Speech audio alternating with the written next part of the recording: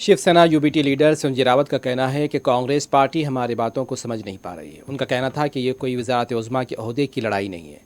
राहुल गांधी इस कौम के लीडर हैं और अगर वो वज़ीर आज़म बनना चाहते हैं तो हम उनका खैर मकदम करते हैं। ताहम मुल्क में और भी लीडर्स हैं जिनमें वज़ीर आला ममता बनर्जी, अखिलेश यादव, उद्धव ठाकरे और मल्लिका अर्जुन खड़गे भी शामिल हैं। इसके अलावा भी कई चेहरे हैं। उनका कहना था कि वज़ारत उज़्मा के ओहदे के लिए अगर हम अपनी पार्टी के लीडर का नाम ले रहे हैं तो इस पर क्या एतराज़ हो सकता है। हम क्या बोलते हैं ये कांग्रेस वालों को समझ में नहीं आ रहा है। राहुल गांधी जी देश के नेता है। अगर राहुल गांधी जी बनना चाहते हैं तो उनका स्वागत है, लेकिन और भी चेहरे इस देश में है। और ममता जी है, अखिलेश है, उद्धव ठाकरे जी है, और बहुत चेहरे हैं ना, खड़गे साहब है।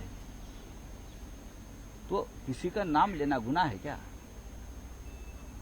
हमारे पार्टी के नेता का अगर हम नाम लेता है तो क्या उसमें गलत क्या है? इतनी मिर्ची लगने की जरूरत नहीं किसी को।